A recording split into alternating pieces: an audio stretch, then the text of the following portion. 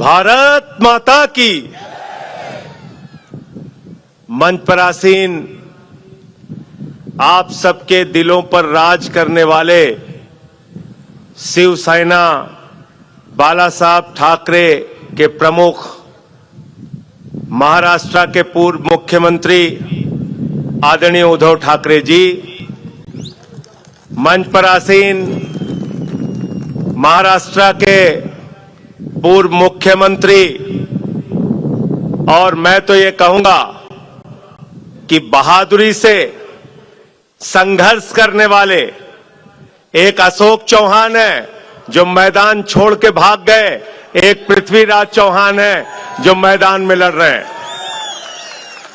मंच पर आसीन लोकसभा की सांसद और एनसीपी की वरिष्ठ नेता सुप्रिया सुले जी, सचिन अहिर जी पूर्व मंत्री, और जिनके समर्थन में आज ये विशाल रैली हो रही है, संजोग वाघरे पाटिल साहब को आज यहां आपकी मौजूदगी बता रही है कि वो चुनाव जीत रहे हैं।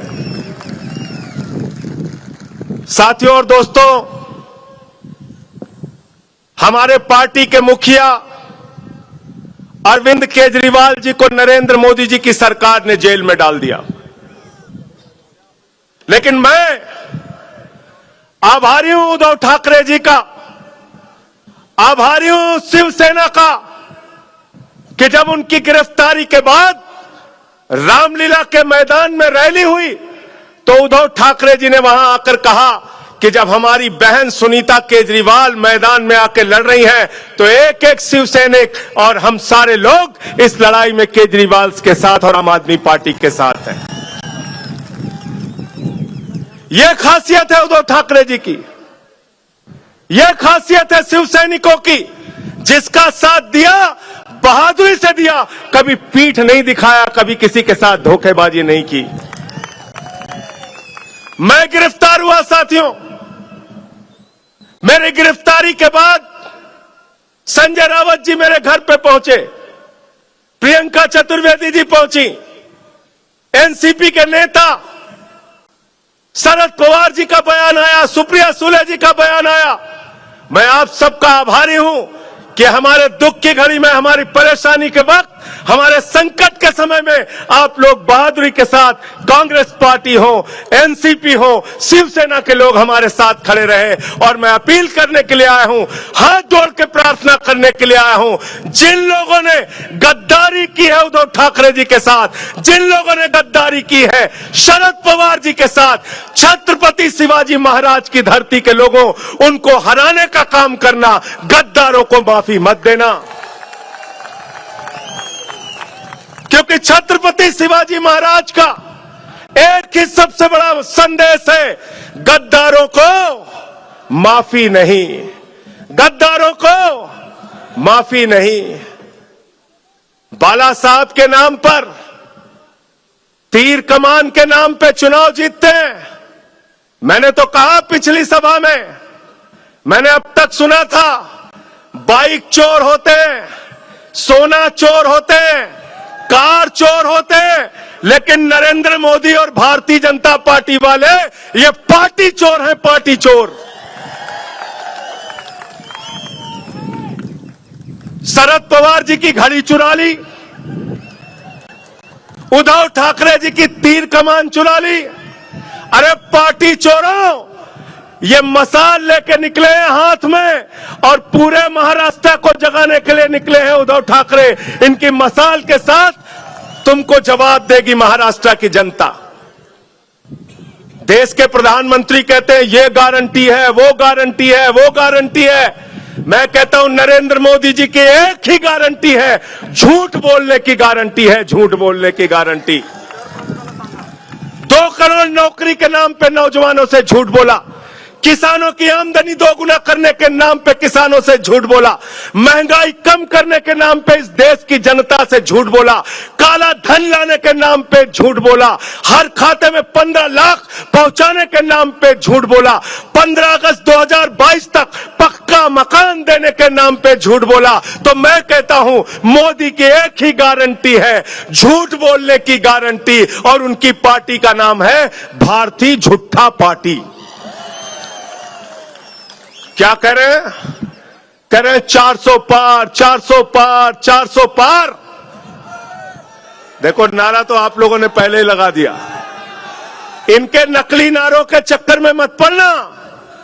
गए थे लोग बंगाल, कहने लगे 200 पार, 200 पार, 200 पार, आई 73 सीट।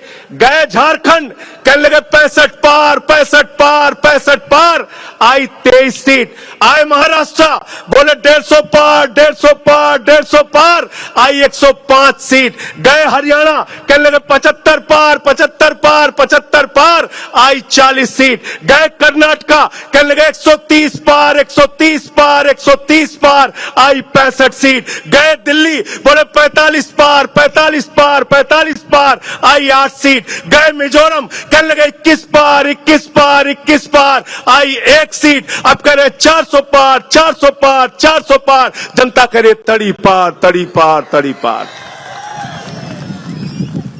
इस देश की जनता इनको हराने के लिए तैयार है, क्योंकि पूरे महाराष्ट्र में जहां हम जा रहे हैं, लोगों का एक ही कहना है, ये पार्टी तोड़ने वाले लोग, ये खोखा लेके बिकने वाले लोग, अरे विधानसभा में तो नारा लगाया शिव सैनिकों ने, 50 खोके एकदम ओके, 50 खोके एकदम ओके।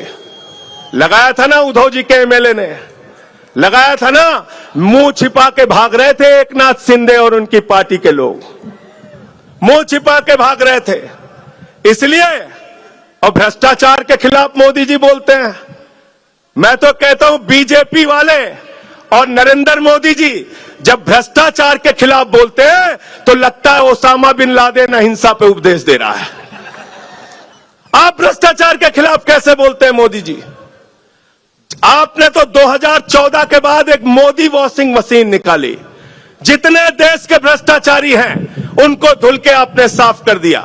अजीत पवार आपके साथ, छगन भुजबल आपके साथ, हसन मुशर्रफ आपके साथ, नारायण राणे आपके साथ, अशोक चौहान आपके साथ, जनार्दन रेड्डी आपके साथ, मुकुल राय आपके साथ, शुभेंदु अधिकारी आपके साथ, हेमंत विश्व शर्मा आपके साथ, येदुरप्पा आपके साथ, प्रज्वल रवन्ना आपके साथ। जितने भ्रष्टाचारी बलात्कारी हैं सब बीजेपी के साथ है, सब नरेंद्र मोदी के साथ है।